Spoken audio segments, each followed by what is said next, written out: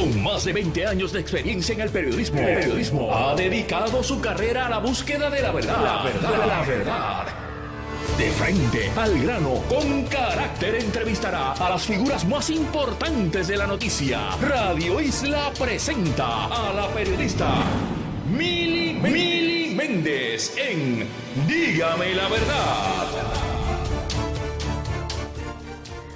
Muy buenos días, Puerto Rico. Bienvenidos a otra edición de Dígame la Verdad por Radio Isla 1320. Les saluda Mili Méndez. Gracias por conectar hoy viernes 4 de junio. Recientemente, la Cámara de Representantes presentó un proyecto de ley que busca establecer que para los eventos deportivos en Puerto Rico solo se admita la participación de personas del sexo biológico, ¿verdad?, correspondiente a la liga en que se participe. Estamos hablando del proyecto de la Cámara 764 que fue presentado por la representante Lizy Burgos Muñiz de Proyecto Dignidad. Y básicamente se enfoca en que las ligas deportivas femeninas, ya que asegura que el deporte femenino se ha visto amenazado a nivel internacional. Ayer tuvimos la oportunidad de escuchar los motivos y qué fue lo que llevó a la representante Lizy Burgos a presentar este proyecto. Estuvimos dialogando con ella, conociendo un poco por qué lo presenta y pues sus argumentos sobre esto. Hoy vamos a tener la otra cara de la moneda, personas que conocen del deporte, a ver cómo, lo que yo estoy buscando con esta discusión es conocer un poco de este tema. Es un tema complejo, le he dialogado fuera del aire con personas muy queridas y todos me dicen lo mismo, que es algo sumamente complejo. Así que lo que busco es que se dé una conversación sobre este tema, ya que se ha presentado el proyecto y se han visto reseñas, por ejemplo, en el estado de la Florida, que el gobernador busca hacer lo propio. Así que he buscado una voz que me pueda tal vez orientar y educarnos sobre este proceso. Vamos a escuchar algo que, ¿verdad?, dentro de la conversación con la representante Lizy Burgos, vamos a escuchar el siguiente sonido de qué fue lo que la llevó a presentar este proyecto.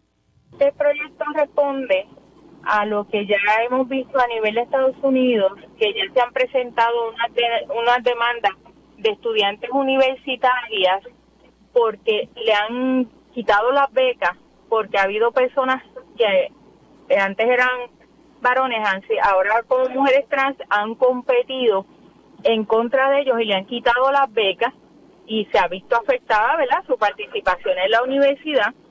También tenemos varios ejemplos que nos han enviado. Esto es algo que en Puerto Rico obviamente no se dice, pero está pasando. No, y estos casos, estos ejemplos que usted me trae, representante, son ejemplos de situaciones que se han dado aquí en Puerto Rico. No, obviamente en Puerto Rico ni siquiera cuando ha pasado se han reportado. Lo que quiero saber es si en Puerto Rico estos ejemplos que usted me trae, que en efecto aquí sí se ha dado situaciones como esa, aunque no se hayan, ¿verdad?, reportado públicamente. Bueno, obviamente en Puerto Rico todavía no se ha dado, pero nosotros somos cuna de deportistas. Aquí los mejores deportistas a nivel mundial salen de Puerto Rico y esto es de conocimiento general. O sea, yo estoy adelantándome proactivamente a proteger a los deportistas de Puerto Rico. Ahora mismo nosotros tenemos un boxeador que es homosexual y qué bueno está, pero si él quiere transicionar, ¿con quién va a competir? Eso es un extracto de la entrevista que le realicé ayer a la representante Lizy Burgos. Le doy los buenos días a la presidenta del Comité Olímpico, Sara Rosario. Sara, buenos días, ¿cómo estás? Buenos días, Mili. Como siempre, un placer estar en tu programa. Gracias por sentarte, ¿verdad?, conmigo para dialogar sobre esto. Yo sé que es un poco complejo y lo que busco es entenderlo y también que los radioescuchas entiendan qué es lo que está pasando en la legislatura, ¿verdad? Primero la representante me dice que sí está pasando, pero entonces luego me dice que no, que todavía esto no se ha dado en Puerto Rico. Tú que conoces mucho del deporte, cuéntame, ¿cuál es el escenario en torno a este tema aquí en la isla? ¿En efecto no se está dando? Bueno, esto es un tema realmente novel, ¿verdad? Pocos casos se han dado en Puerto Rico. De mi conocimiento, solamente uno en el deporte de levantamiento de pesas, por lo menos a nivel federativo. Yo nunca he escuchado ningún planteamiento de esto de la Liga Atlética Interuniversitaria, ¿verdad?, que sería pues una entidad que rige el deporte de la universidad, que es parte de lo que la legisladora, ¿verdad?, quiere en su proyecto. A nivel de movimiento olímpico como tal, los deportes transgénero, porque realmente hay que llamarlo de la manera que, ¿verdad? El proyecto como está redactado usa términos de sexo biológico, pero realmente estamos hablando de la participación de atletas transgénero y por lo menos en el movimiento olímpico desde el 2016 fueron aceptados y en esta ocasión en las Olimpiadas de Tokio por primera vez vamos a ver atletas transgéneros compitiendo en el sexo femenino luego de ser biológicamente determinados como hombres. Vamos por partes, Sara, porque me ha dado como que mucha información en cuestión de segundos. Me dice para que que vean lo complejo que es el asunto. Sí, por eso, y por eso quiero ir por parte, porque me ha dado buena información. Ahora, me dice que en Puerto Rico solamente se ha dado un caso y esto fue en levantamiento de pesas. De mi conocimiento público, ¿verdad? Y la única federación que en algún momento dado pidió como una orientación de por dónde iba o cómo podía tener el asunto fue el levantamiento de pesos de un atleta que también salió en los medios de comunicación hace poco contando su historia. Es el único conocimiento para aquel entonces el Comité Olímpico Internacional y las federaciones internacionales, que son las que rigen el deporte del Comité Olímpico y de las federaciones nacionales, no habían hecho expresiones contundentes con relación al tema. Pero desde el 2016 en el movimiento olímpico están aceptados y casi todas las federaciones internacionales que a su vez rigen el deporte de las nacionales están aceptando los atletas transgéneros, claro. Cada cual establece una reglamentación por el nivel de testosterona, pero sí están permitidos hoy día. Ok, pero sí se establece entonces una reglamentación que tiene que ver con eso.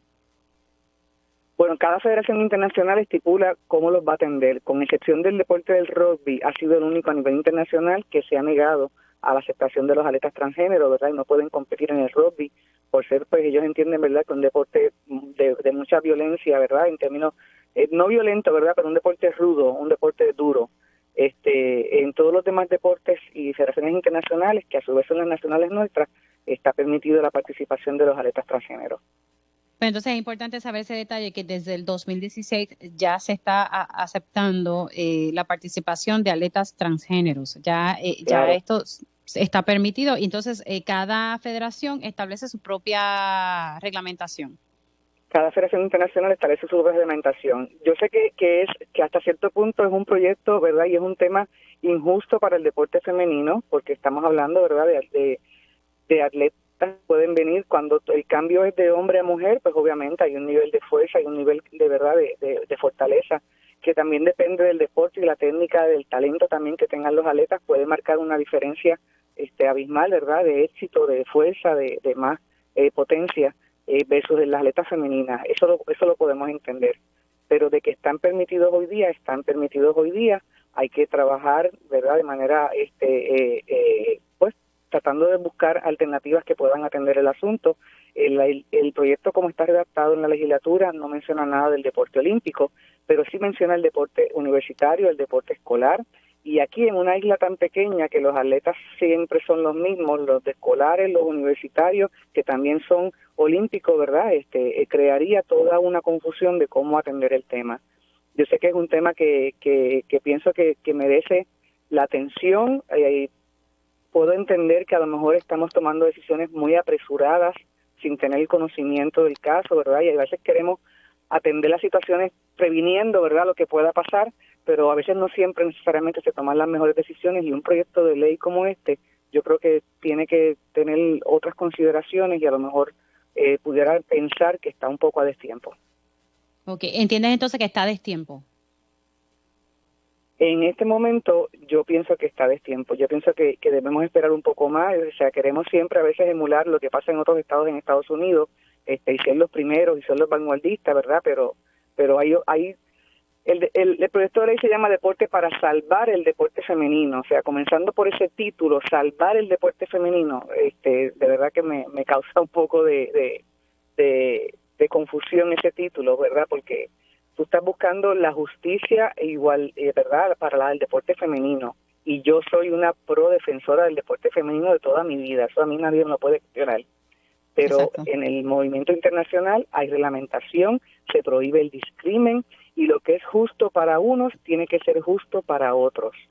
Y en esa balanza es que este proyecto, ¿verdad?, para atender la situación, yo no lo veo justo para ambas partes. O sea que no lo ves justo. Ahora, me decías al principio de la conversación que hay un lenguaje dentro del proyecto que no te gusta. Ya me diste el ejemplo, por ejemplo, salvar el deporte femenino. ¿Qué otras cosas dentro de ese proyecto o el lenguaje te llama la atención? Bueno, yo he leído el proyecto, nosotros como comité ejecutivo y como comité olímpico no lo hemos evaluado, de hecho no nos han invitado a participar de la ponencia del mismo, o sea, siempre que hayan proyectos como este, usualmente que tocan el deporte, llegan al comité olímpico para que uno envíe, ¿verdad?, su ponencia, su memorial explicativo. En esta ocasión sé del proyecto por otra gente que me ha comentado y otra gente que me lo ha enviado, pero no necesariamente porque tengo una petición de mi memorial explicativo. Así que pretendo en estos días poderme comunicar con la legislatura, con la legisladora que lo está presentando, poderme sentar con ella a dialogar, que ella entienda, ¿verdad?, cuál es nuestra posición y buscar dentro de todo cómo no discriminar tampoco con la otra parte, porque aquí también hay otra parte que se pudiera ver afectada. Sí, que en este momento esto requiere mucho análisis y te confieso que he dialogado. Por eso es que pienso que a veces está a 10 tiempo, que pudiéramos esperar un poco más, que pudiéramos tenerlo ahí como algo pendiente para el futuro y no estuviéramos en un futuro a largo plazo. Yo creo que todavía hay que mirar bien todos estos casos que se están produciendo en Estados Unidos, hay que mirarlos. Creo que el mismo proyecto dice que el estado de Iowa creo que es el único estado que realmente puso la ley, los demás no la han aprobado. Así que hay que ir poco a poco mirando realmente la intención siempre es buena, pero el resultado no necesariamente es lo que va a resolver la situación. No, y estaba leyendo también que en el estado de Florida, por lo menos el gobernador está tratando de plantear algo similar, pero a nivel escolar, fue lo que estuve leyendo. Así que estamos viendo como que esta discusión sí se está dando en Estados Unidos, aunque, ¿verdad? Aquí... Imagínate a nivel escolar, ¿de qué nivel estamos hablando? ¿A nivel intermedio, a nivel escolar, de secundaria, a nivel de qué? Si aquí la perspectiva de género todavía no hemos identificado como país, ¿cómo vamos a atender la perspectiva de género en nuestras escuelas? ¿Y vamos a atender entonces los atletas transgénero en nuestras escuelas? Sí, ahí tiene Mira qué complejo es el tema.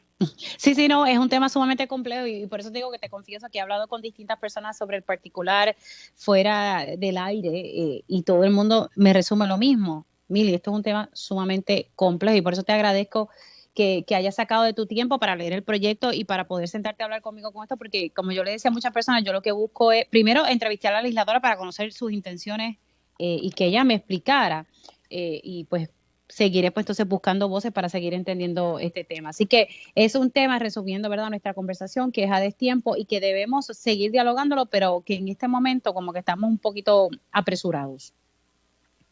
Así lo veo. Así lo ve. Bueno, pues, Sara, gracias por estar aquí en Dígame la Verdad y hablar un poquito sobre este tema que, como dije ya, es bastante complicado. Un abrazo, te me cuidas mucho. Como siempre, un placer. Te cuidas. Ahí ustedes escucharon a Sara Rosario, presidenta del Comité Olímpico, como les dije, buscando conocer un poco de este tema y les confieso, ¿verdad? Y estoy segura que yo no soy como digo yo, la experta en deporte, pero conociendo un poco, tratando de aprender sobre este tema. Y pues ya ayer ustedes escucharon lo que explicaba la legisladora sobre este proyecto en particular y cómo entonces ahora me está explicando Sara Rosario que esto es un tema que está a destiempo, que estamos tomando decisiones demasiado apresuradas y que hay que, ¿verdad?, tal vez pensarlo a futuro, pero y por otro lado que no la han invitado a participar de estas pistas que se van a estar llevando a cabo sobre esto.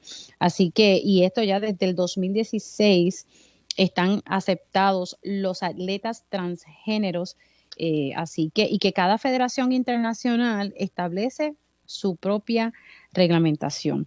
Así que son las 10:10 de la mañana. Ahora voy a pasar a otro tema y ya tengo en línea telefónica al licenciado Jaime Sanabria, experto en temas laborales, pero es profesor de Derecho Laboral en la Universidad de Puerto Rico, recinto de Río Piedra. Profesor, ¿cómo está?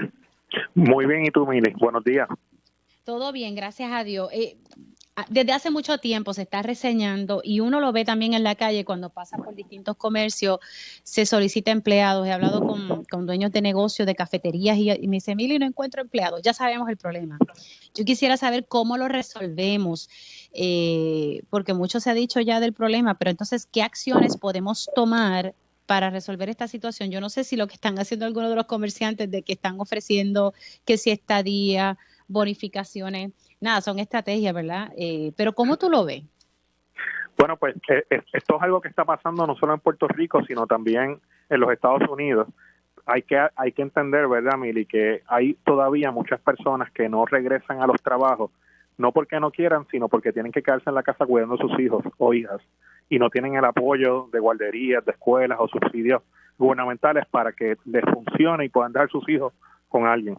De igual forma, también todavía hay mucho desconocimiento en la calle sobre el COVID y muchos temen al contagio con el mismo. Habiendo aclarado eso, Mili, los patronos deben empezar a pensar fuera de la caja. Sé que hoy hubo un reportaje en el periódico Primera Hora donde se habla de que la industria de restaurantes... Sí, estás ahí. Bonos de productividad y otras cosas, pero la realidad es que todo esto, aunque es importante, mire, hay que contextualizarlo. ¿Qué está pasando en Puerto Rico ahora mismo con su demografía y población? Pues están diciendo que Puerto Rico tiene una gran cantidad de envejecientes y una masa poblacional de menores de edad, teenagers o universitarios, que va en descenso. Así que yo creo que es hora de que, por ejemplo, los restaurantes en Puerto Rico empiecen a pensar cómo atraer talento de envejecientes o mayores de edad, personas mayores a 55 años, 60, que están buscando complementar su dinero de retiro y hacerle atractivos a ellos poder trabajar dentro de esa industria, ¿verdad? Porque hay que pensar fuera de la caja, pero de igual forma, en el contexto de los restaurantes, tú sabes, Mili, que se ofrecen pocas horas. Muchos se quejan, aunque reciban un salario alto, de que lo que le dan son 3 horas, 10 horas, 20 horas. Pues mira, vamos a empezar a pensar ofrecerle trabajo con un mayor número de horas. Hay otros patronos, por ejemplo, en Estados Unidos que están explorando si pagarle los estudios. Esta generación que está entrando al trabajo, los millennials, los centennials, los intereses son otros. Prefieren más calidad de vida, quieren educarse, quieren emprender. Pues vamos a pagarle los estudios o adiestramientos para que ellos también puedan mejorar como personas, entre otras cosas. A mí me llama la atención, yo creo que eso que tú propones, atraer a nuestros adultos mayores a la industria laboral y hace sentido porque muchos de los empleos en el comercio, ¿verdad? No todos, son de 4 horitas, o sea, y eso es algo que yo entiendo que nuestros adultos pueden manejar.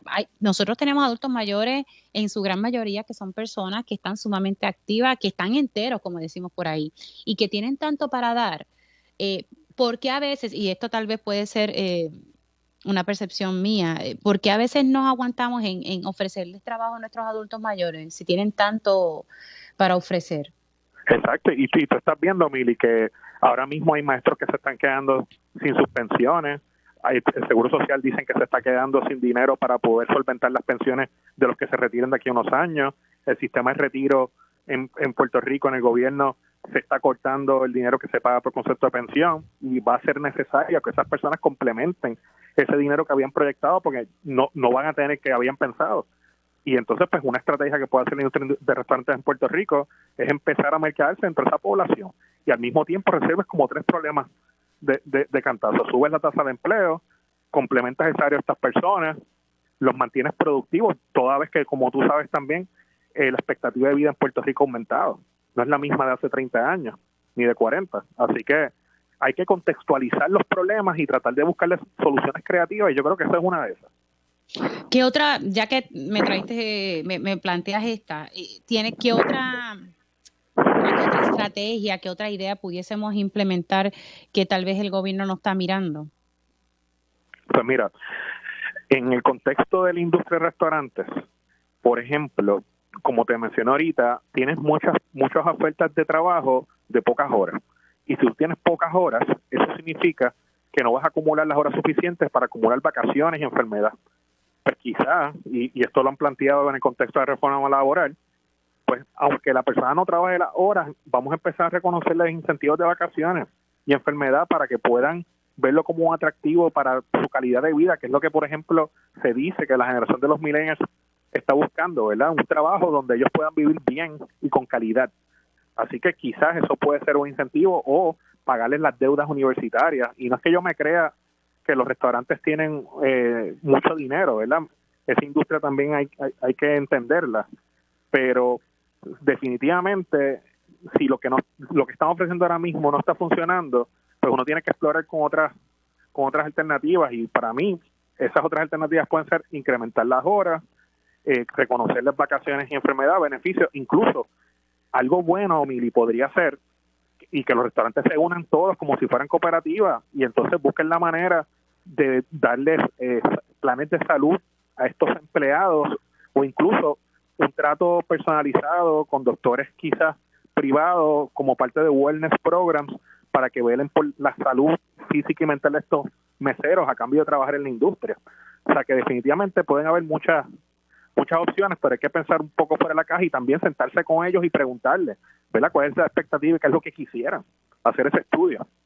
Y entonces, por otro lado, esta discusión que estamos teniendo de aumentar el salario mínimo, señores, ¿por qué nos cuesta tanto? Yo sé que hay que hacer un análisis y que hay que verlo por cada industria, pero aquí pegamos el grito en el cielo cada vez que tratamos de que se aumente y tener un salario digno a estos empleados. Eso hace a los meseros no se le aumenta el salario mínimo de ellos desde hace 30 años, desde el 91. Y muchas veces, tú sabes que los meseros dependen de las propinas y si no están yendo las personas a consumir por razón del COVID, pues el salario que ganan mínimo por hora no les va a dar tampoco, así que no es atractivo para ellos trabajar. Así que también, como tú dices, Mili, que nos cuesta incrementar el salario a ellos también. Si tú tienes personas productivas para ti y contentas, con beneficios, eso va a ser mejor para tu negocio, va a ser tu negocio uno más rentable y más mercadeable incluso. Así que yo creo que es hora de pensar en eso también. Sí, definitivamente. No, me quedan 2 minutitos y no quiero que se me quede este tema porque he tratado de dialogarlo contigo hace tiempo y por fin te tengo. Así que, bueno, 1 minuto me dice el control. Esto de la violencia doméstica en el trabajo, nada, voy a tener que resumir, que tú me resumas y luego lo retomamos en otro momento. Sé que estás dando unos talleres y orientando a las personas. Esto es algo que el empleador debe tener bien presente. Tiene que tenerlo bien presente. Todo empleador en Puerto Rico tiene que dar un taller de violencia doméstica, hostigamiento y acoso laboral una vez al año a toda su fuerza laboral, incluyendo gerenciales y supervisores. Como tú sabes, mira los casos recientes de Keishla y de Andrea Ruiz Costa. Es un holocausto lo que está ocurriendo en Puerto Rico cuando nos referimos a las matanzas de mujeres que son víctimas de sus parejas y también algunos hombres, ¿verdad? Así que hay que ayudar a los patronos y a su vez a los empleados a identificar cuáles son los perfiles de la víctima, los perfiles de los agresores y cómo buscar soluciones integradas a este problema. Así que es necesario que todo patrón en Puerto Rico consistentemente y por lo menos una vez al año eduque. Y esos talleres que estoy ofreciendo, Mili, son libres de costo para todo patrón en Puerto Rico que te está escuchando, ya sea grande, pequeño, mediano. Son unos talleres libres de costos que nos pueden conseguir a través de las redes sociales, ¿verdad? Mi nombre es Jaime Sanabria, pueden conseguirlos por ahí y con mucho gusto los ofrecemos gratuitos a las empresas. Yo quiero seguir hablando de este tema porque esto es parte de la educación que debemos hacer todos. Profesor, gracias por siempre estar disponible. Un abrazo. Siempre, gracias a ti igual. Profesor de Derecho Laboral en la Universidad de Puerto Rico, Jaime Sanabria. Nos vamos a una pausa y al regreso voy a estar hablando con el director de ACES, que por fin logré conseguirlo, y con el doctor Víctor Ramos. No se retiren. Dígame la verdad, las entrevistas más importantes de la noticia se escuchan aquí. Mantente conectado. Radio Isla 1320.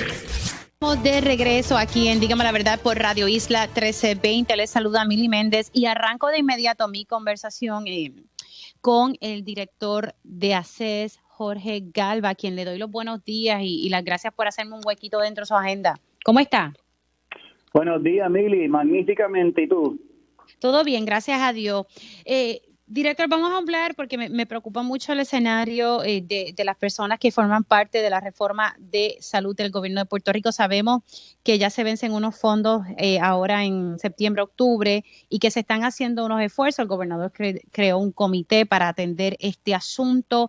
Quisiera que me explicara primero cuál sería el escenario si esto no se atiende, cuál sería el escenario para las personas de escasos recursos que necesitan tener acceso a salud. Sí, Mili, en atención al posible escenario de lo que llamamos el precipicio fiscal, ha habido acción por parte de la Junta de Supervisión Fiscal en el desarrollo del presupuesto base para el año entrante, en el cual ellos asumen que no va a haber una renovación de los fondos.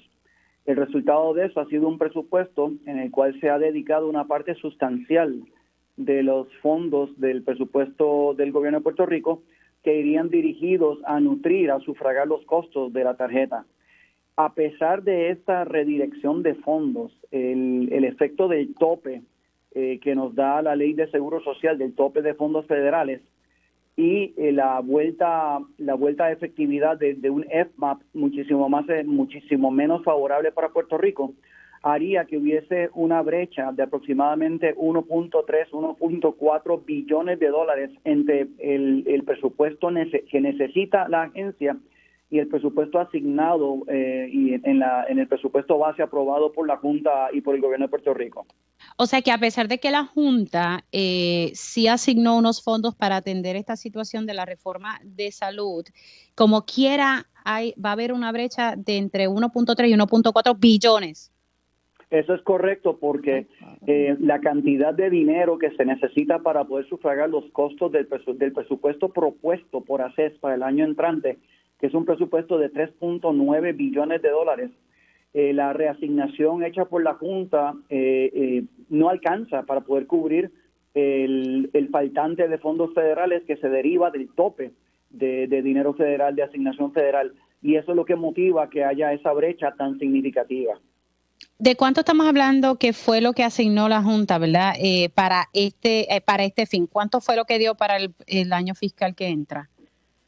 No me acuerdo ahora de memoria, pero si la memoria no me falla, estamos hablando que el presupuesto completo asignado para ACES montó a unos 2.4 o 2.5 billones de dólares.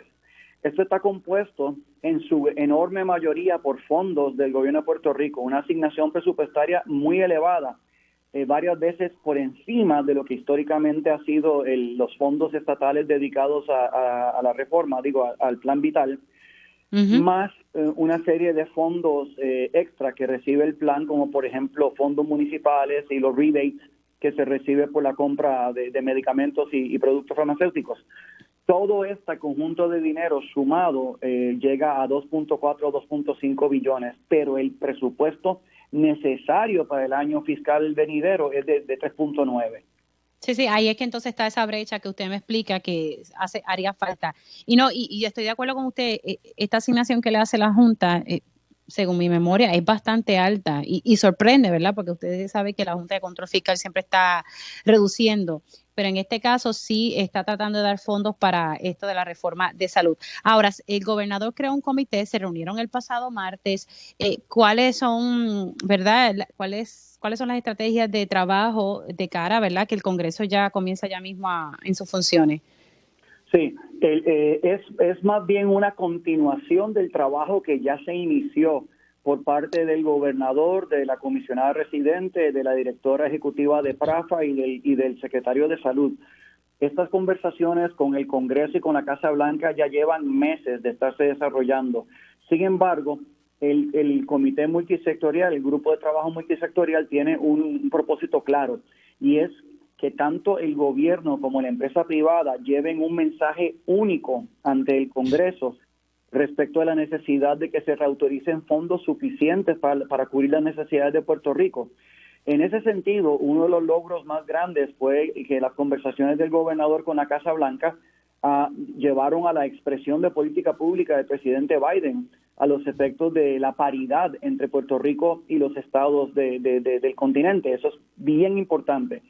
Y ciertamente tanto Carmen Feliciano de PRAFA como nuestra comisionada residente Jennifer González han estado insistentemente haciendo su trabajo a nivel congresional, que es ahora donde se traslada la lucha. ¿Por qué? Porque la Casa Blanca ya está del lado de Puerto Rico, ya eso está del lado de acá. Ahora el verdadero reto es poderse enfrentar a la situación y más que todo la situación del Senado, porque en la Cámara existe una mayoría demócrata que es simpática, hay buen ambiente en la Cámara para la petición de Puerto Rico y para la posición del presidente Biden. En el Senado es donde tenemos el trabajo un poquito más fuerte. Sí, el Senado, porque ahí la mayoría son republicanos, ahí es el reto mayor. No, de hecho, tenemos la situación de que tenemos una división 50 y 50.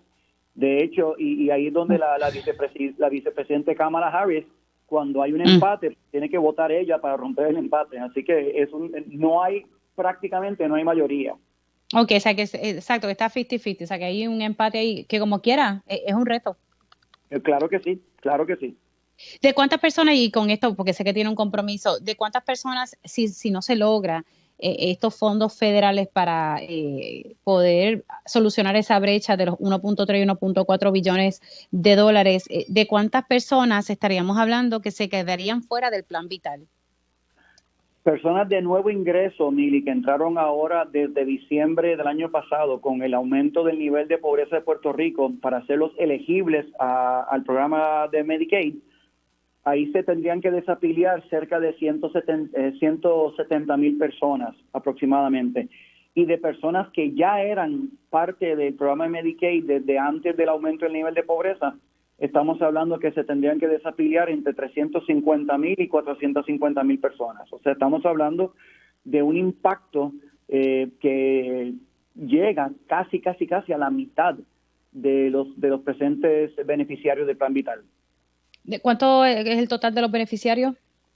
Los beneficiarios aproximadamente son entre los beneficiarios de Medicaid, los elegibles duales, que son programa platino, que también los cubre Vital por medio de un pago especial, y CHIP, que son los niños que tienen una situación de médico indigencia, aproximadamente 1.5 millones de personas. Wow, 1.5 millones de personas. Galva, muchas gracias por hacer un huequito para hablar sobre este tema. Seguro que sí, Mili, a la orden siempre. Cómo no, y ustedes escucharon al director de ACES, Jorge Galva. Ahora paso de inmediato y comienzo la conversación con el doctor Víctor Ramos, presidente del Colegio Médico de Cirujanos de Puerto Rico. Buenos días, doctor, ¿cómo está? No sé si tengo al doctor en línea. Buenos días, tengo al doctor Víctor Ramos. Buenos días, doc, ¿cómo está? Bien, ¿y tú? Buenos días, gracias por la invitación. Gracias a usted. Vamos a cogerlo rapidito donde lo dejé con el director de ACES. Sabemos que se están haciendo unos esfuerzos. ¿Cómo usted ve el escenario? ¿Sabe? ¿Lo ve favorable para Puerto Rico para recibir estos fondos federales y cubrir esa brecha de 1.3, 1.4 billones de dólares?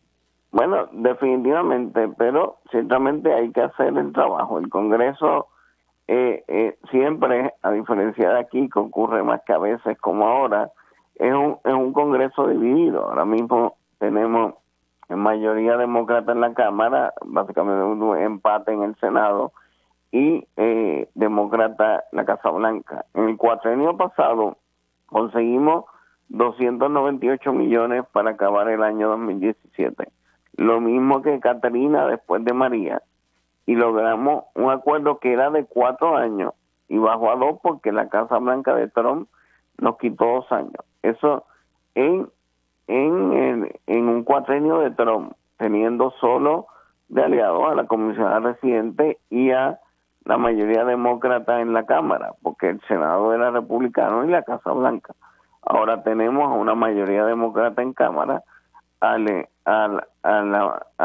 empate que hay en el Senado, pero la mayoría es demócrata con 51 y a la Casa Blanca. O sea que tenemos un mucho mejor escenario en cuanto a respaldo. Así que yo espero que mínimo nos den los 2 años extra que faltaban con Trump, pero yo espero que los demócratas cumplan su palabra y nos den un mejor trato. Si logramos la paridad, mucho mejor, pero por lo menos que haya un acuerdo entre 5 y 10 años.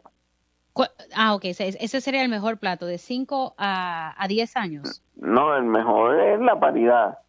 Pero usted sabe que eso también es un reto, vamos. Y la solución permanente, pero mínimo yo espero 2 años, pero yo creo que el acuerdo va a ser entre 5 y 10. 5 a 10 años, y eso pues entonces nos daría como un respiro. Sí, le daría estabilidad al sistema, ¿verdad? La gente tendría certeza por una cantidad larga de años de que el sistema va a estar estable, financiado correctamente, y eso atraería a más médicos y etcétera. Así que yo creo que es importante el trabajo que vamos a hacer de aquí a septiembre. Sí, sí, que va a ser un trabajo de estar continuamente allá en Washington cabildeando sobre Bueno, este tema. ahora la vida es distinta, ¿verdad? Usualmente nosotros íbamos a Washington y estábamos una semana. Ahora muchas de las reuniones son virtuales por las reglas nuevas del COVID más el asalto al Congreso. Así que, eso implica otro reto, ¿verdad? Porque no es lo mismo que te digan que no en la cara que te digan que no por Zoom. Sí, sí, sí, que bueno, pero la cosa está cambiando, ya por lo menos allá también en Washington se está abriendo un poco y la meta del presidente Biden es que sea un verano, ¿verdad?, diferente en comparación al año pasado, así que la cosa debe cambiar.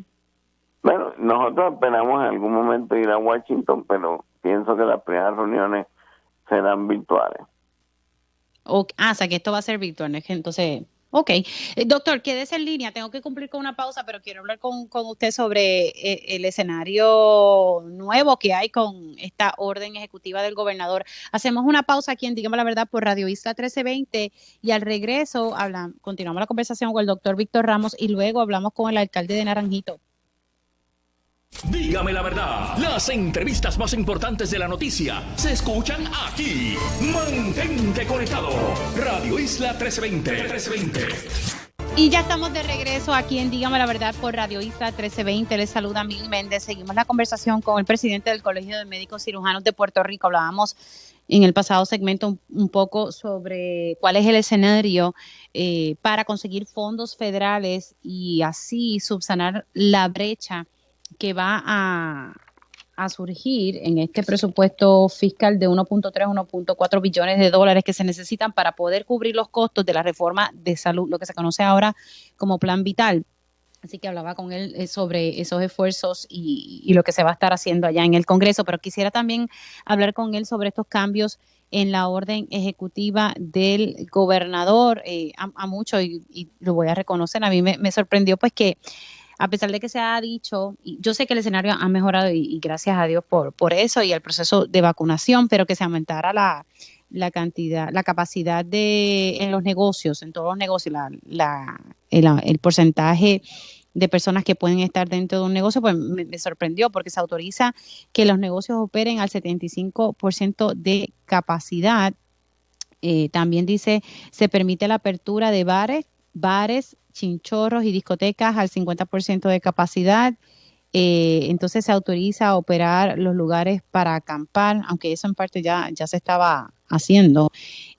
Personas sin vacunarse deben continuar utilizando la mascarilla en espacios donde no se atienda público. Se puede estar sin mascarilla si todas las personas están vacunadas, entre otras cosas, y también los restaurantes pueden abrir 24 horas, pero en el horario de 12 de la mañana hasta las 5 de la mañana debe ser mediante entrega o recogido.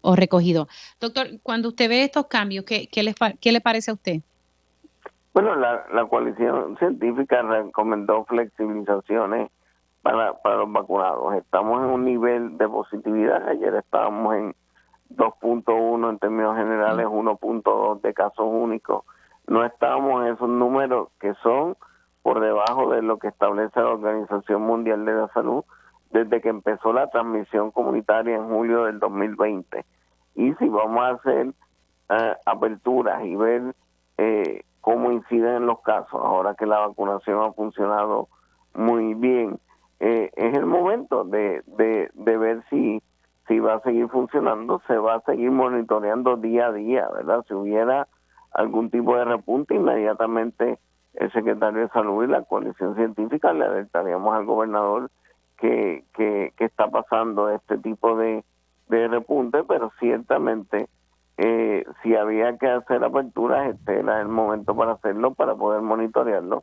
También era importante, ¿verdad?, sobre todo para los que somos pediatras en la coalición, que la parte de los campamentos de verano y estas clases remediativas que se van a dar en verano como un laboratorio de cómo va a ser la reapertura presencial de las escuelas, que esperamos que se pueda dar en agosto. Se espera que para julio se apruebe la vacuna de 5 años en adelante, así que que podríamos vacunar a la mayoría de los niños que van a la escuela. Así que para nosotros es importante, para los pediatras, ver esto del verano, y ciertamente era el momento de hacer estas flexibilizaciones, pero monitoreándolo día a día, que es como se hace en la coalición. O sea, ok, así que si la cosa se empeora, pues entonces volveríamos a cerrar, pero entonces está de acuerdo con estas aperturas ya por el nivel de positividad. ¿Algo que le preocupe del escenario actual? Lo que preocupa son los escenarios mixtos, ¿verdad? Los lugares donde hay vacunados y no vacunados, esto de manera que los no vacunados tienen que seguir observando las reglas para que no, porque tienen mayor riesgo de contagiarse que los que no están vacunados, ¿verdad? Tienen ahora un riesgo menor, pero es porque los otros se vacunaron. Así que necesitamos que la gente que no se ha vacunado, ahora hay sobre 600 proveedores, no hay que hacer fila, no hay que hacer cita, en lugares como Plaza Las Américas y otros centros comerciales, en los econos ahora, tenemos en los kioscos de Luquillo, en la placita. Hoy el colegio está en el Servicarro, en siempre que tenemos o sea que ustedes van para la placita hoy. No, hoy la placita está la Guardia Nacional. Nosotros tenemos el Servicarro en Las Piedras, y mañana la gran vacunación en el Choliseo. Allí va a haber sorpresas con artistas, deportistas. En el Choliseo vamos a estar de 9 de la mañana a 7 de la noche, ¿verdad? El colegio y si cabe es parte de esta actividad. Así que todo nuestro personal va a estar allá en el Choliseo mañana de 9 de la mañana a 7 de la noche. Van a haber sorpresas, no hay razón para que nadie se quede sin vacunar. De hecho, además en el Choliseo se va a estar vacunando en la cancha de San Germán, Quebradillas y Humacao mañana. Sí, que hay vacunas suficientes y hay distintos escenarios donde las personas pueden ir a vacunarse, especialmente nuestros jóvenes. Doctor, que tenga lindo fin de semana, gracias. Cuídese mucho. Siempre. Cómo no. Y ustedes escucharon al presidente del Colegio de Médicos Cirujanos de Puerto Rico, el doctor Víctor Ramos, y siendo las 10:47 paso con el alcalde de Naranjito, Orlando Ortiz. Buenos días, alcalde, ¿cómo está? Saludos, buenos días, Emilio, un placer estar contigo nuevamente. Bueno, vamos a hablar un poquito antes de hablar del Festival del Fricasé. Dios mío, que ya me dio hambre. ¿Cómo está su municipio y cuál sería el escenario, alcalde, cuando se elimine el fondo de equiparación? Sabemos que esto es un reto y un debate que se está dando entre los alcaldes, el Ejecutivo y la Junta de Control Fiscal. Bueno, sin duda sería un golpe adicional a las finanzas de nuestro municipio. Ya los últimos años hemos recibido estos recortes, pero si se sigue reduciendo y no se aprueba esa equiparación de los 44 millones, estamos hablando no menos de $800,000 que estaríamos perdiendo. Eso puede fluctuar, puede subir, puede valer, pero no va a bajar de 800,000. Obviamente eso es un golpe muy duro al municipio de Naranjito, donde prácticamente nuestro presupuesto es de 9.5 millones, así que sufriríamos un menoscabo en nuestras finanzas que nos obligaría a tener que tomar decisiones, ¿verdad? Difíciles para poder garantizar los servicios importantes. ¿Cómo cuáles? ¿Qué decisiones difíciles? Los servicios que tenemos que garantizar es el de recogido de la basura, pero aún así pues tenemos que evaluar qué operaciones se tendrían que ir reduciendo, y obviamente donde el impacto mayor donde habría en los costos variables, que serían algunos de la nómina que sufrirían, y tendríamos que tomar decisiones. Así que no sabemos todavía el panorama, pero aún así hemos modelado, ¿verdad? Con los números preliminares, pero sí sería un golpe y tendríamos que tomar decisiones sumamente difíciles. Así que esperamos yo sé que hay un compromiso del gobernador, de la legislatura, de que esto no se reduzca. Veremos a ver qué sucede, dado, ¿verdad?, lo que ha expresado el gobernador y la reunión que va a tener. Así que el escenario sería uno difícil si no se da este dinero. Alcalde, rapidito, que ya tengo que entregar a la pausa, hábleme un poquito del Festival del Fricasé que se lleva a cabo este domingo en su municipio.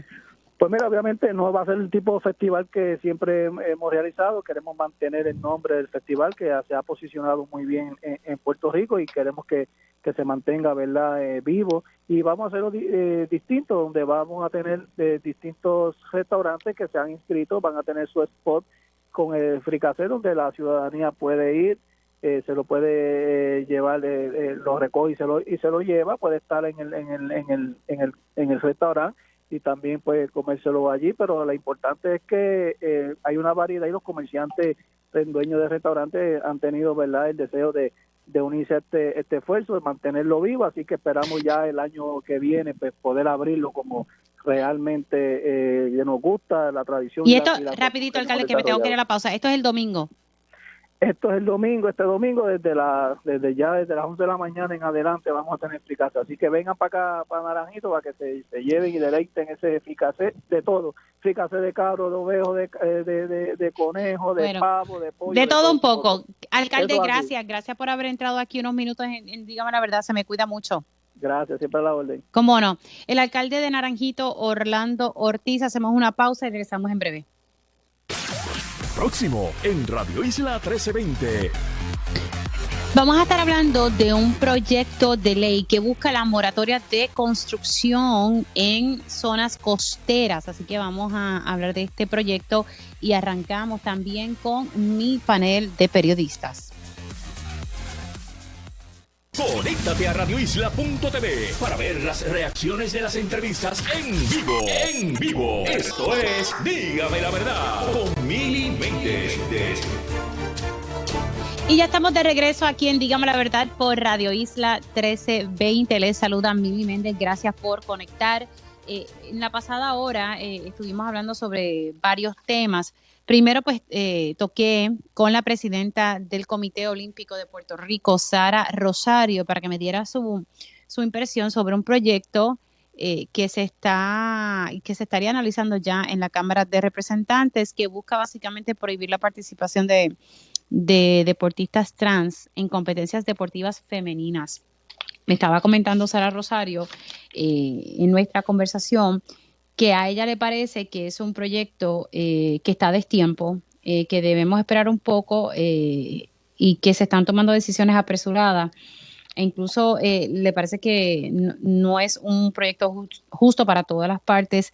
Me recalcó que no lo habían invitado, por lo menos a presentar una ponencia en la comisión que estaría evaluando este proyecto, que es un proyecto que presentó la representante Lizy Burgos de Proyecto Dignidad. Me estaba comentando Sara Rosario que desde el 2016 ya se aceptan los atletas transgénero y que cada federación internacional establece su propio reglamento. Así que también le parece que hay un lenguaje, ¿verdad?, no correcto que se está utilizando en el proyecto, como el detalle de salvar el deporte femenino. Así que ella dice que sí, que debemos hablar del tema, pero que no debemos apresurarnos a tomar decisiones. Luego estuve hablando con el profesor de Derecho Laboral en Puerto Rico. Estamos viendo la reseña de que pues muchos comercios, especialmente en la industria de los restaurantes, no se encuentran empleados, que hay una escasez de empleados. Pues mire, el profesor Jaime Sanabria trae un punto bastante válido y que se debe discutir. Él sostiene que ya la demografía ha demostrado que tenemos una población grande de adultos mayores y que nuestra población joven cada vez va disminuyendo. Pues ¿por qué no atraemos a nuestros adultos mayores a la industria laboral? ¿Por qué? Porque son personas productivas. Y lo que estamos viendo son ofertas de pocas horas. Pues vamos a ofrecerle a nuestros adultos mayores a poder regresar, si así lo desean, a la industria laboral. También él dice que como se están ofreciendo pocas horas, pues para ser más atractivo, ofrecerle incentivos de vacaciones o de enfermedad, aunque sean pocas horas, tal vez contemplar pagarle deudas universitarias a estos jóvenes, algo que sea atractivo para ellos, que los restaurantes pudiesen contemplar unirse como cooperativas, ¿verdad?, para trabajar en conjunto, distintas iniciativas.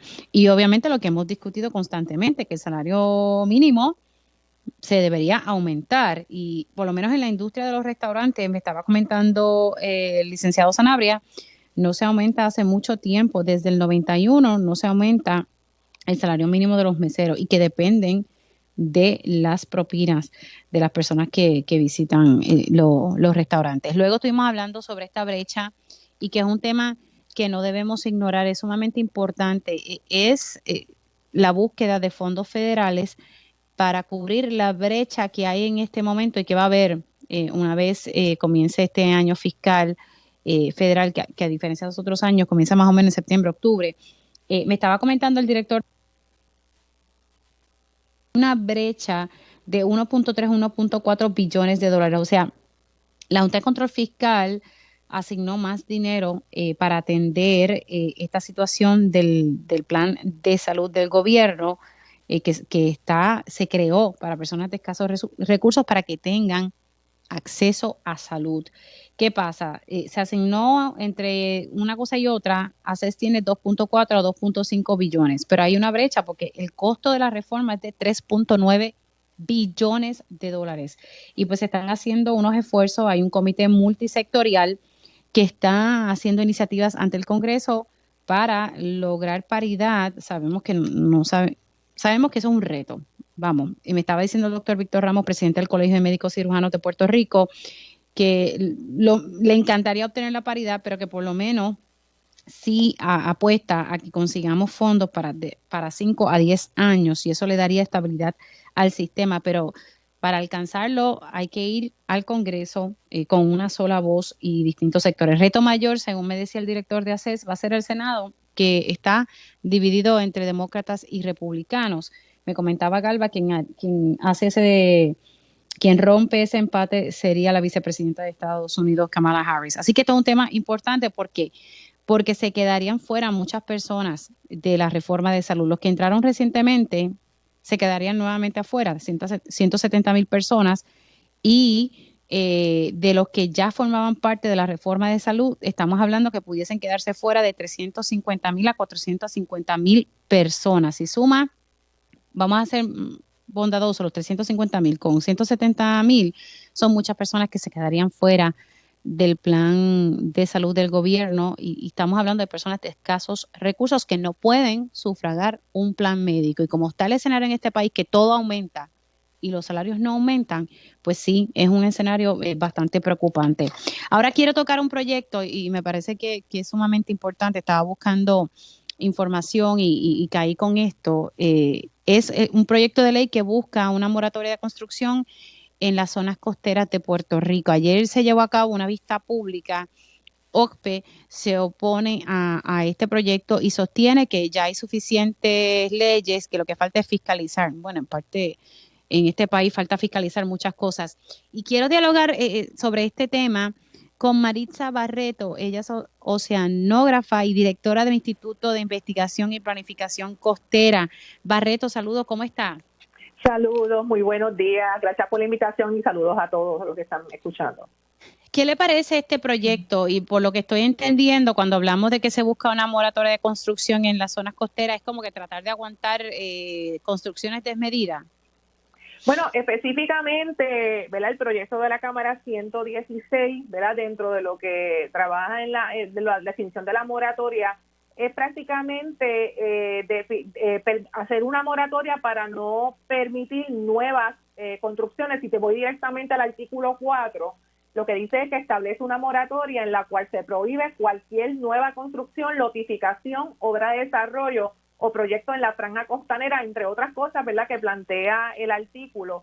Así que prácticamente se alinea a que nuevas construcciones no se hagan en esas zonas donde sabemos, especialmente la zona, se supone que en la zona marítimo terrestre no se haga nada, pero en esas zonas que de alguna manera puedan ser afectadas por los procesos de inundación costera o altos riesgos por procesos ¿verdad?, relacionados a ese tipo de inundaciones.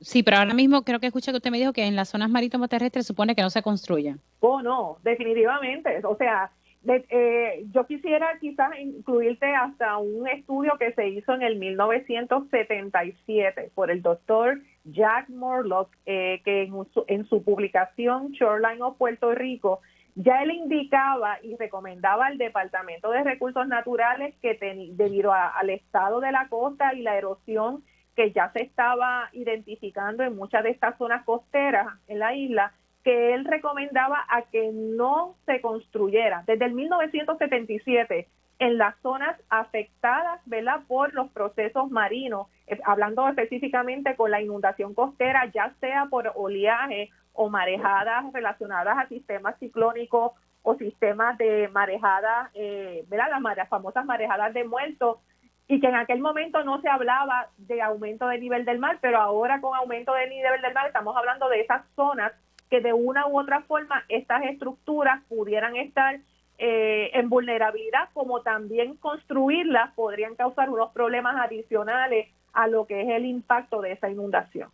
O sea que estamos hablando que hace unos 43 años ya esto se venía advirtiendo.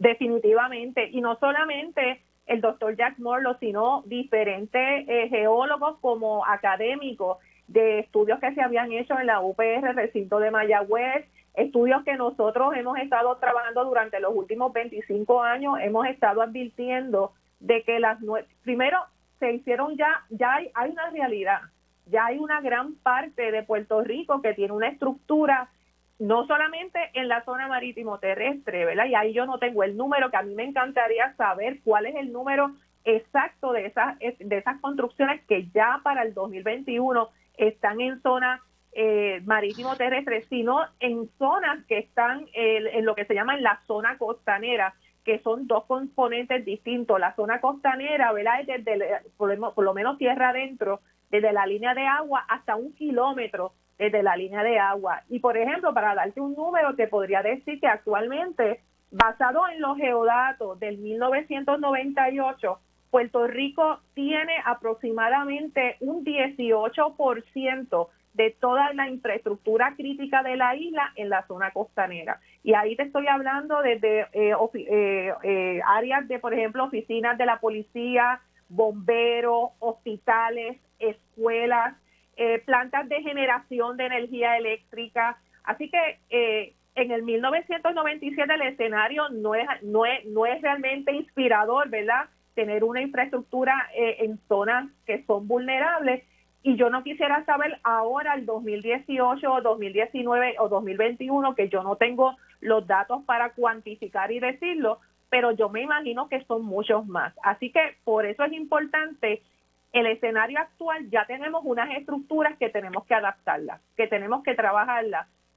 Definitivamente no podemos construir más cuando todavía no hemos solucionado el problema de las que tenemos.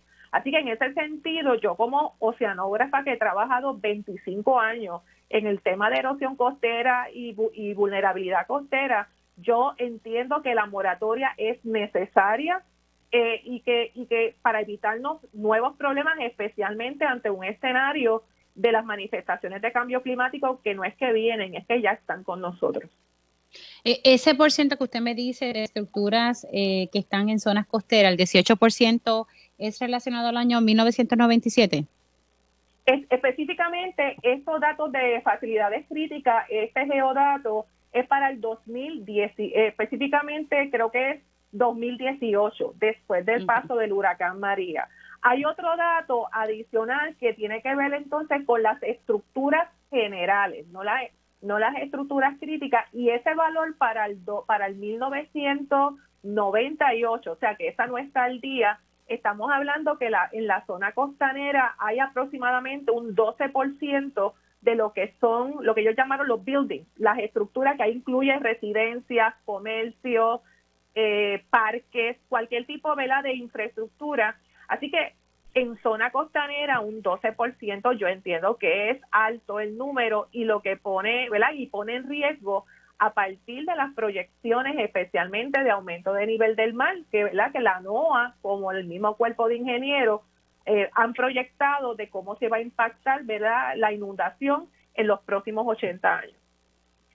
A pesar de que esto se viene advirtiendo, a pesar de que no se supone que se construyan en la zona marítimo terrestre, seguimos construyendo y no hacemos caso, y después nos quejamos cuando vienen las inundaciones y las personas pierden o hay pérdidas, ¿verdad?, de estructura. Uh-huh. Sí, definitivo. Y yo quería añadir, ¿verdad?, y especialmente ayer escuchando las vistas, ¿verdad?, del proyecto de la Cámara 116, que en algunos momentos se decía, pues mira, no hace falta la moratoria porque tenemos los instrumentos de planificación. Yo estuve estudiando el reglamento 4860, que es uno de los reglamentos de aprovechamiento, vigilancia, conservación y administración, ¿verdad? Que es bajo el Departamento de Recursos Naturales, que es uno de los ejemplos de un instrumento, ¿verdad? De los cuales se dice, pues mira, no hay necesidad. Y yo entiendo que sí hay necesidad de esa moratoria porque inclusive esos instrumentos, aunque sí es cierto que tienen unos componentes muy buenos y muy puntuales, necesitan adaptarse a la realidad de hoy, del 2021. En el caso del reglamento 4860, yo pude identificar que tiene definiciones que necesitan enmendarse, como por ejemplo la definición de lo que es una playa. Necesita mayormente también implantación, no es un problema de fiscalización, es un problema de implantación, porque si yo tengo el reglamento y yo vi, por ejemplo, en el 4860, es bien puntual de lo que hay que hacer. La pregunta es ¿por qué no se está siguiendo? Así que yo creo que es parte de implantación, no de fiscalización. La fiscalización es importante, pero la implantación es prácticamente lo que mueve el reglamento. Así que por eso, y adicional, verificar lo que se puedan insertar e integrar todos estos reglamentos de una manera alineada a lo que es la Ley 33 de Mitigación, Resiliencia y Adaptación al Cambio Climático del 2019 y que se integra a partir de los datos, de lo que estamos viendo que está sucediendo. La moratoria es importante porque si seguimos construyendo, estamos incrementando el problema antes de solucionarlo.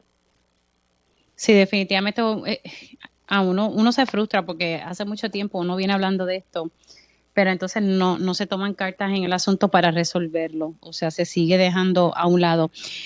Barreto, gracias por entrar unos minutos aquí en Dígame la Verdad para dar su punto de vista sobre este tema y educarnos, ¿verdad?, sobre el mismo, porque usted es la que tiene la experiencia sobre estos temas. Se me cuida mucho. ¿Cómo no? Buenos días. Cómo no. Marisa Barreto, ella es directora del Instituto de Investigación y Planificación Costera que no tenemos en esta isla, pero ese es el escenario, lamentablemente, y se está discutiendo este proyecto pues para no permitir nuevas construcciones y todas las agencias que han ido a deponer pues se oponen al mismo. Se supone que no se construye en la zona marítimo terrestre, pero sí, se construye. Son las 11:12. Voy con mi panel de periodistas. Ellos cubren los asuntos del país día a día. Eso les da una perspectiva única sobre los temas del momento. Ahora, en Dígame la Verdad, entramos en nuestro panel de periodistas. Y ya tengo en línea telefónica a la periodista Yanira Hernández de Caribbean Business. Yanira, ¿cómo estás? Muy bien, ¿y ustedes? Todo bien, aquí en la lucha. Y tengo ya en línea telefónica a Roby Cortés.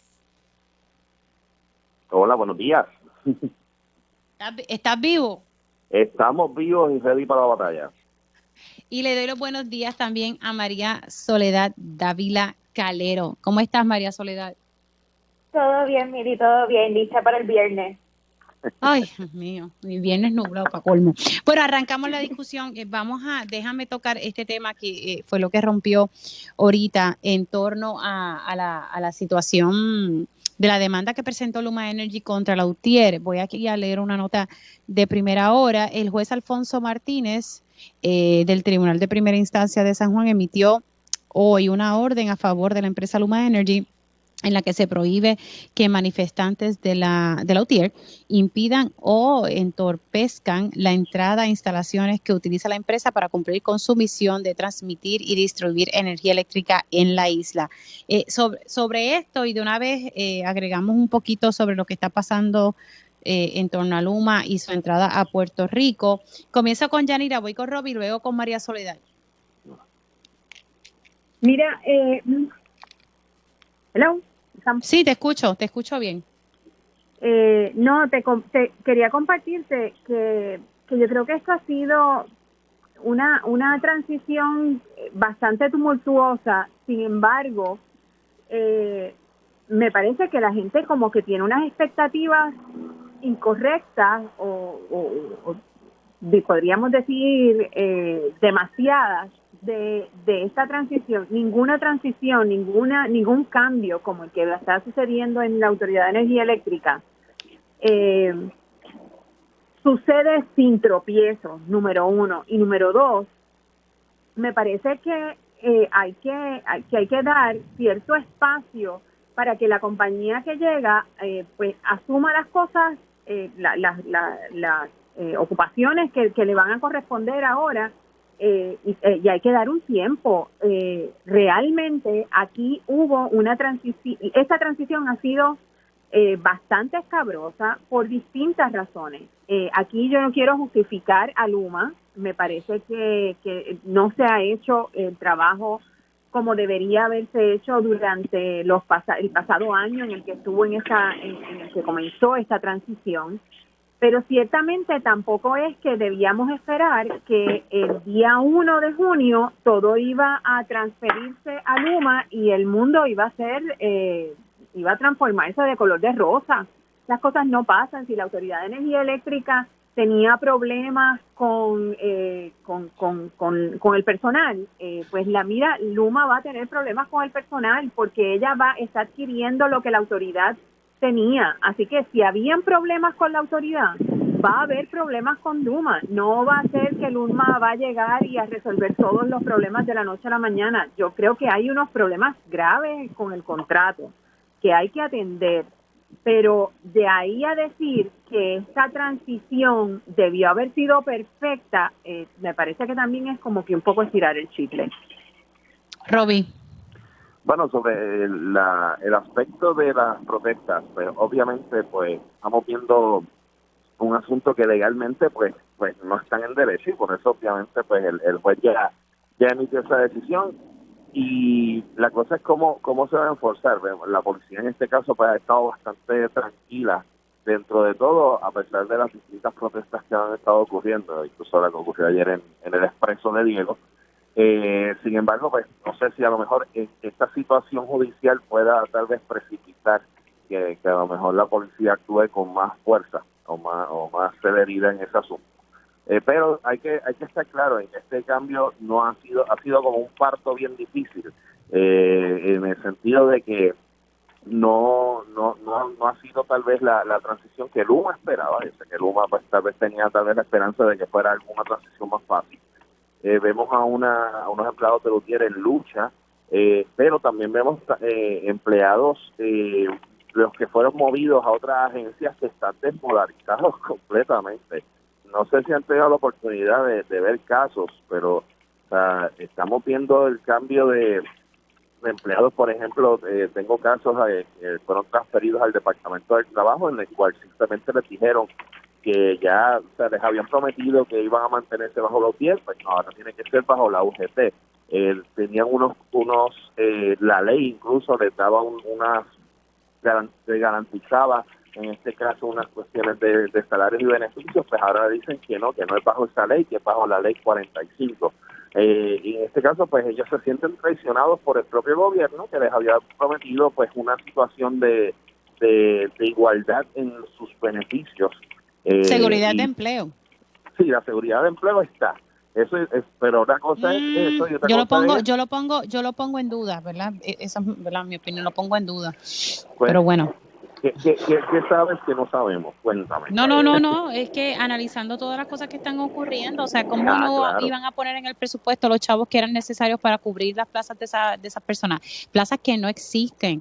O sea, todavía yo no veo esa seguridad en el empleo de verdad. Cuando la demuestren, entonces lo creo. Pero continúa, que te interrumpí, perdón. Incluso que estamos terminando ya el año fiscal, o sea, que ya ahora el mes que viene ver cómo entonces se va a implementar todo esto, porque ya sabemos que lo del plan médico que le habían prometido hasta diciembre es hasta fin de este mes. Y eso también es otra gran preocupación para muchos de los empleados de energía eléctrica que están enfermos, porque pues el trabajo de ellos ha envuelto tal vez el estar heridos dentro del lugar de trabajo y tienen sus situaciones médicas. Y entonces pues también está esa situación. Hay muchas cosas pasando dentro de esto. El pueblo pues está un poco dividido porque a pesar de que tal vez puedan estar apoyando la transición algunos, para buscar mejorar la situación energética de Puerto Rico. Otros pues están viendo que aquí pues la forma, el contrato que hemos denunciado por meses, leonino y horrible, pues pues lo están viendo. So, vamos a ver esa entonces ambivalencia durante el verano con la reacción de la gente. Eso es otro. No, y Luma está aquí desde hace más de un año, y recuerden que como parte de esta transición yo ya perdí la nota de cuánto han cobrado como parte de esta transición. Déjame hacer una pausa, y al regreso de la pausa voy con María Soledad, y le toca su turno en torno a este proceso de transición, ¿verdad? Ya Luma entró, y lo que la determinación del juez es por 10 días con posibilidades de poder extender. Bueno, vamos a hacer una pausa aquí en Dígame la Verdad, y al regreso continúo con mi panel de periodistas. Dígame la verdad, las entrevistas más importantes de la noticia están aquí. Mantente conectado y recuerda sintonizar al mediodía, tiempo igual, en Radio Isla 1320 y radioisla.tv. Y ya estamos de regreso aquí en Dígame la Verdad por Radio Isla 1320. Les saluda Mili Méndez. Sigo con mi panel de periodistas integrado por los colegas Yanira Hernández, Roby Cortés y María Soledad Dávila. Nos quedamos en la conversación sobre la entrada de Luma Energy y el caso que sometieron en el tribunal para que Lautier no pueda impedir el acceso de los empleados de Luma a la hora, ¿verdad?, de atender distintos escenarios. El turno le corresponde ahora a María Soledad Dávila. Bueno, yo creo que aquí la gente tiene la expectativa de que se crea cuando uno le paga más de 100 millones a una empresa antes de hacer un chavo, antes de hacer cualquier acción. En el proceso de transición, más de 100 millones de dólares. Las expectativas que se crean cuando esa empresa dice que tenemos que descuadrar el presupuesto de energía eléctrica que está en proceso de quiebra para hacer un préstamo de 750 millones. O sea, ellos establecieron unas expectativas que no cumplieron. Aquí están las expectativas de que a ellos se les advirtió que no tenían suficiente personal, y ellos dijeron que tenían suficiente personal y resultó no ser cierto, ya en plena temporada de huracanes. La realidad es que el contrato de Luma, primero que se firmó en medio de la pandemia por una gobernadora no electa, y lo que ha surgido de las más de 20 vistas de la Cámara de Representantes es que ese contrato todavía tenía lagunas. Una cosa es que las transiciones no sean perfectas y otra cosa es que sean con los problemas con los que estamos entrando, donde hay un limbo para los empleados, donde hay un limbo de qué pasa en caso de una situación mayor como un huracán, donde no podían aguantar el flujo de gente que iba a entrar. Bueno, pero es que ustedes no dejaron un espacio de transición a la página de la AEE para que la gente pudiera ir con calma moviéndose a la página de Luma. La cortaron el 31 de mayo y el 1 de junio, entonces tenías que moverte a Luma. Pues eso es provocar un alto flujo. Y sobre los empleados, Mili, yo coincido contigo, yo no veo seguridad laboral ahí. Primero, porque no tienes el presupuesto. Exacto. ¿Y cómo es que ahora, en el mes que tienes que discutir el presupuesto, para el mes que viene, no sabes de dónde vas a sacar ese dinero? Segundo, están llegando anécdotas o relatos de empleados que los están poniendo no solo en áreas en las que ellos no tienen peritaje, sino muy lejos de su vivienda. Entonces, bueno, no te voto, pero te hago las condiciones laborales tan y tan incómodas que es obvio que te estoy empujando a que te vayas. Que esa es otra manera de sacar a las personas y de un poco tratar de lavarse las manos de, bueno, yo no los voté. Sí, pero yo sabía que vivían en San Juan y los mandé a trabajar a Guadilla. Eso es despido constructivo. ¿Qué?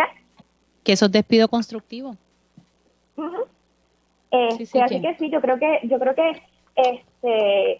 obviamente veremos qué pasa y obviamente también hay que tomar en cuenta, Luma ahora va a tener un flujo de dinero que no tenía la Autoridad de Energía Eléctrica, que son los fondos federales. Así que hay que ver cómo es que va a estar entonces configurándose el trato de Luma hacia con los empleados, hacia con los clientes y con el manejo de fondos federales. Vamos a tocar el próximo tema. Quiero ponerles unos sonidos, ¿verdad? Porque quiero que escuchen las dos partes. Se sometió en la Cámara de Representantes un proyecto que busca prohibir la participación de atletas trans en eventos deportivos femeninos. Vamos a escuchar primero el sonido de la representante Lizy Burgos. Así que, control, vamos a tirarlos todos back to back para entonces poder que los muchachos puedan reaccionar. Y luego vamos a poner el sonido donde pude entrevistar esta mañana a la presidenta del Comité Olímpico, a Sara Rosario, y ella nos da su opinión, ¿verdad?, sobre este proyecto de la representante Lizy Burgos. Vamos a escuchar qué fue lo que dijo Burgos ayer aquí. Este proyecto responde a lo que ya hemos visto a nivel de Estados Unidos, que ya se han presentado unas demandas de estudiantes universitarias porque le han quitado las becas, porque ha habido personas que antes eran varones, ahora como mujeres trans han competido en contra de ellos y le han quitado las becas y se ha visto afectada, ¿verdad?, su participación en la universidad. También tenemos varios ejemplos que nos han enviado. Esto es algo que en Puerto Rico obviamente no se dice, pero está pasando. No, y estos casos, estos ejemplos que usted me trae, representante, son ejemplos de situaciones que se han dado aquí en Puerto Rico. No, obviamente en Puerto Rico ni siquiera cuando ha pasado se han reportado. Lo que quiero saber es si en Puerto Rico estos ejemplos que usted me trae, que en efecto aquí sí se ha dado situaciones como esa, aunque no se hayan, ¿verdad?, reportado públicamente. Bueno, obviamente en Puerto Rico todavía no se ha dado, pero nosotros somos cuna de deportistas. Aquí los mejores deportistas a nivel mundial salen de Puerto Rico y esto es de conocimiento general. O sea, yo estoy adelantándome proactivamente a proteger a los deportistas de Puerto Rico. Ahora mismo nosotros tenemos un boxeador que es homosexual y qué bueno está, pero si él quiere transicionar, ¿con quién va a competir? Puedo entender que a lo mejor estamos tomando decisiones muy apresuradas sin tener el conocimiento del caso, ¿verdad? Y a veces queremos atender las situaciones previniendo, ¿verdad?, lo que pueda pasar, pero a veces no siempre necesariamente se toman las mejores decisiones y un proyecto de ley como este yo creo que tiene que tener otras consideraciones y a lo mejor pudiera pensar que está un poco a destiempo.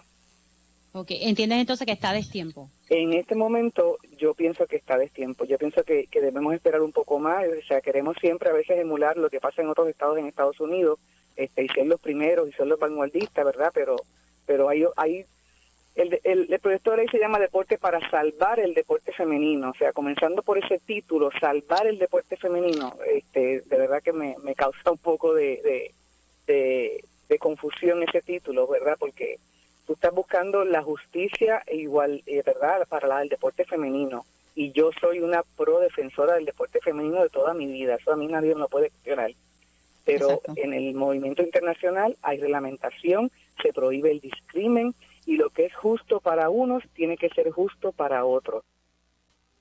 Ahí ustedes escucharon ambos sonidos, la representante que propone este proyecto y pues la presidenta del Comité Olímpico que conoce mucho de estos temas y creo que su opinión debe ser escuchada en la Cámara cuando se lleven a cabo las pistas públicas. Voy a comenzar nuevamente en este turno con Yanira porque Yanira tiene un compromiso laboral y quiero que ella pueda opinar sobre después voy con María Soledad y luego con Robin.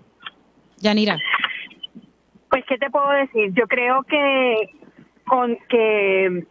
coincido 100% con lo que plantea la presidenta del Comité Olímpico. Este es un tema muy espinoso, muy delicado, que tiene que evaluarse, pero con mucha delicadeza, porque la raya entre el discrimen y la justicia es muy finita. Así que, como dice la presidenta del Comité Olímpico, yo creo que aquí las organizaciones, si bien es cierto que las organizaciones deportivas tienen sus reglamentos y muchas veces son reglamentos cuestionables que hay que enmendar y hay que revisar, hay que tener muchísimo cuidado con este tipo de legislación que en pos de ayudar a una gente, en realidad lo que producen es discrimen contra conductas o actitudes o realidades que no necesariamente coinciden con las personas que están impulsando esos proyectos. Así que es un tema que hay que discutir, que hay que evaluar, pero con mucha calma y con mucha delicadeza, porque la línea entre la justicia y el discrimen es bien finita. Gracias, Yanira, y sé que te tienes que ir, así que un abrazo y lindo fin de semana. Voy a pasar con María Soledad. Luego de María Soledad me tengo que ir a la pausa, pero Roby, tú tendrás el turno al regreso. María Soledad. Bueno, yo creo que la única utilidad de este proyecto es mostrar la inconsistencia en el mensaje. Cuando estábamos en las vistas del proyecto para prohibir los procedimientos de conversión, vinieron víctimas de esos procedimientos de conversión. Inclusive vinieron psicólogos usando términos caducados ya, diciendo que ellos quieren poder tener el permiso de hacer esas terapias de conversión, esos procedimientos de conversión. Y este sector conservador planteó que el proyecto no se debía aprobar porque no sabemos si ocurre. Entonces, ahora vamos al otro lado a decir que tenemos que prohibir a atletas transgénero, pero estamos claros que eso todavía en Puerto Rico no ocurre. Que ella no tiene ejemplos de dónde en Puerto Rico ocurre. Entonces, ¿cómo es que para prohibir las terapias de conversión o los procedimientos de conversión, cuando aún con ejemplos decimos que eso en Puerto Rico no ocurre y por lo tanto no se tiene que legislar? Y entonces, en este caso, no tienen ejemplos, pero sí hay que legislarlo. Aparte de, este proyecto no ayuda a avanzar en nada el deporte femenino. No le da recursos al deporte femenino, no busca equidad de paga de las deportistas versus los deportistas, no busca asegurarles espacio de práctica. Un proyecto de ley que de verdad ayude al deporte femenino es un proyecto de ley que le asegure recursos y espacio y equidad a las mujeres deportistas. Mira, tengo que irme a una pausa, María Soledad. Si te falta un punto, me avisa para entonces que lo puedas terminar al regreso de la pausa. Me dijo Sara, cuando le pregunté si aquí había casos, solamente me dijo que ella conoce solamente de uno en levantamiento de peso, pero solamente fue ese que ella me reseñó. Son las 11:35, tengo que irme a la pausa y al regreso continúo con el tema, pero le toca entonces el turno a Roby y María Soledad. Luego no te escuché, si necesitabas más tiempo me avisas cuando regresemos de la pausa. Hacemos una pausa y regresamos en breve. Dígame la verdad, las entrevistas más importantes de la noticia están aquí. Mantente conectado y recuerda sintonizar al mediodía, tiempo igual, en Radio Isla 1320 y radioisla.tv. Y seguimos aquí en Dígame la Verdad por Radio Isla 1320 con mi panel de periodistas que está integrado por María Soledad Dávila y Roby Cortés. María Soledad, no sé si pudiste terminar, estamos hablando para quienes estén conectando en este momento sobre el proyecto que se presentó en la Cámara que busca prohibir la participación de atletas transgéneros en eventos deportivos femeninos aquí en Puerto Rico. Y ahí ustedes escucharon en los titulares lo que explicó la presidenta del Comité Olímpico de Puerto Rico, Sara Rosario, ¿verdad? Brindó su postura, es una persona que conoce mucho del deporte. María Soledad, ¿pudiste terminar? Que yo sé que te tuve que interrumpir. Rapidito, yo creo que ese es el caso, no estoy segura, cuando yo levantaba pesas en la universidad se dio el caso, pero fue de un levantador que en Puerto Rico era parte de la selección femenina y se muda a Estados Unidos, y en Estados Unidos entonces él transiciona y se mueve al equipo de Estados Unidos, masculino. Okay. Ajá. No, eso, o sea, es una conversación, hay que tener la conversación, no creo que este proyecto de verdad busque un diálogo sobre el tema.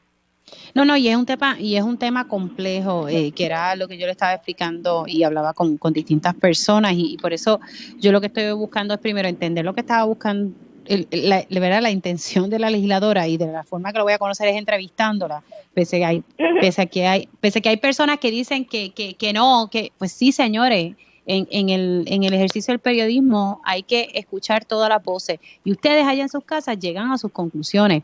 Lo importante es que todo el mundo tenga el espacio para expresarse y que se dé este diálogo que me parece que se está dando y que pues nada, que es bueno para el país que se hablen de estos temas. Roby, te toca a ti. Bueno, yo estoy de acuerdo con Sara Rosario en el sentido de que esto es bien prematuro. Incluso a nivel internacional es algo que se está discutiendo. Tenemos incluso la primera atleta que consiguió un pase a Tokio 2020. en este caso transgénero, ha creado ese tipo de controversia, ¿no? Se está haciendo el mismo cuestionamiento. Incluso ahora mismo el Comité Olímpico Internacional estaba leyendo que ellos tienen unas reglas en el sentido de que permiten a hombres que transicionaron a mujer que pueden participar en las Olimpiadas manteniendo un nivel bajo de testosterona. Entonces, esa es la cuestión. Pero en esto estamos hablando de cuestiones también de talento. O sea, eso no necesariamente tiene que incluir. Es el hecho o sea, es como si trataran de limitar a una persona que juegue baloncesto porque es muy alta.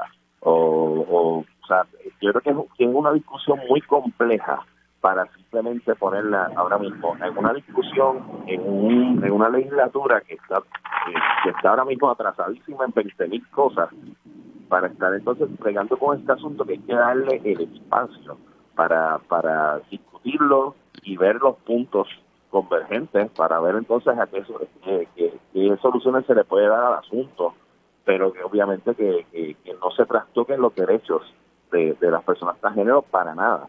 Y yo creo que es algo muy acelerado, algo que han intentado hacer también otros estados como de la legisladora, pero que estamos viendo que es una movida más bien, es como del ala republicana, ala conservadora, que han venido con esta situación de defender, entre comillas, el deporte femenino. Yo creo que es algo que hay que darle mucho cráneo. Sobre todo la sociedad tiene que también darle cráneo al asunto y nada, es buscar la equidad, sobre todo en este caso. O sea, o sea, todos tenemos los mismos derechos y todos tenemos que tener, no puede haber ningún tipo de discriminación en este asunto.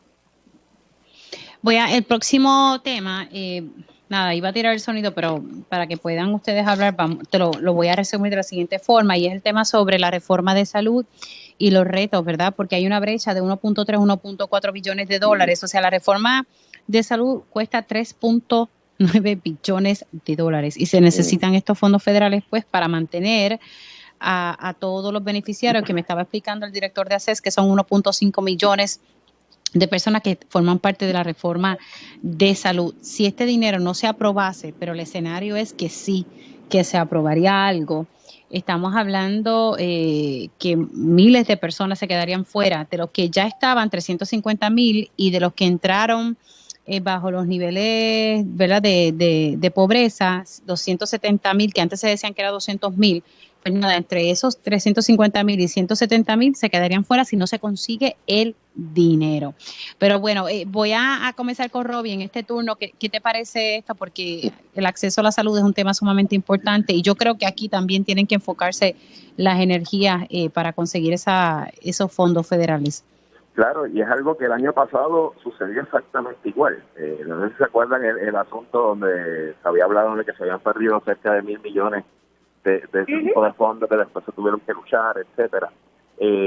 Bueno, en este caso era algo previsible, la cuestión de que no iban a haber los mismos recursos del año pasado, porque por la cuestión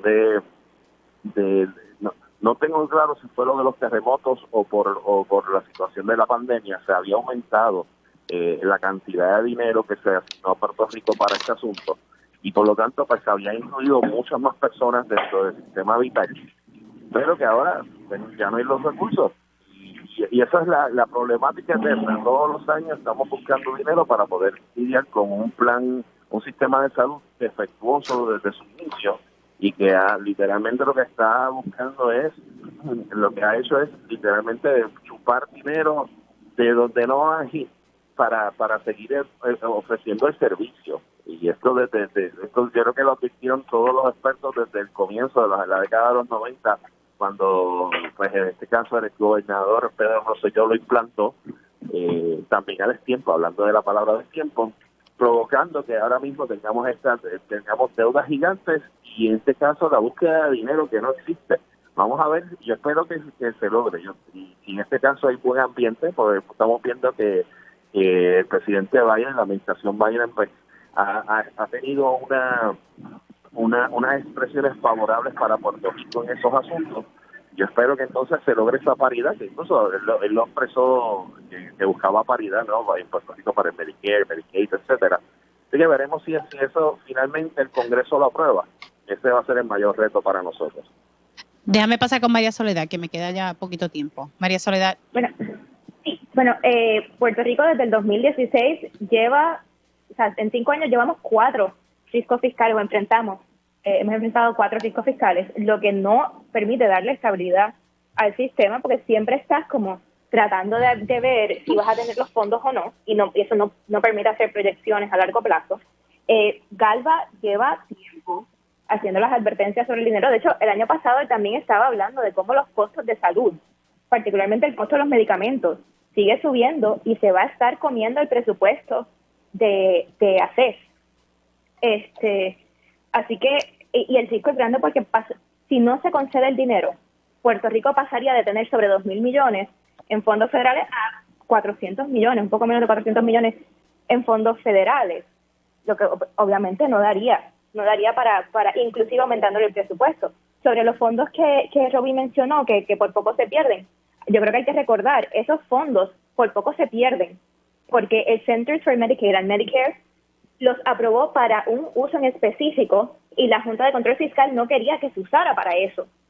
Y por poco se pierden, porque no estaban escuchando a las entidades federales sobre el manejo del uso de esos fondos.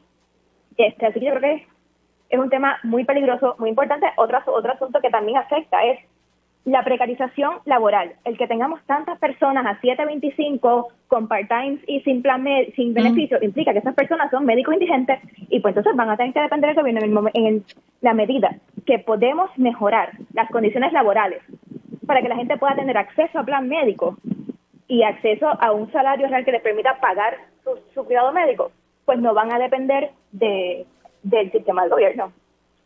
Bueno, se me ha acabado el tiempo, compañeros. Gracias, siempre es un placer tenerles. Se me cuidan mucho, lindo fin de semana. Son las 11:50, nos vamos a una pausa y al regreso, tiempo igual.